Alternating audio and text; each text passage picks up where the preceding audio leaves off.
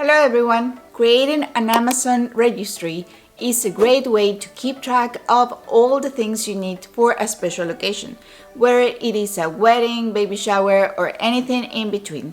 And did you know that you can actually customize your Amazon registry URL to make it even easier to share with your family and friends? Here is how to do it.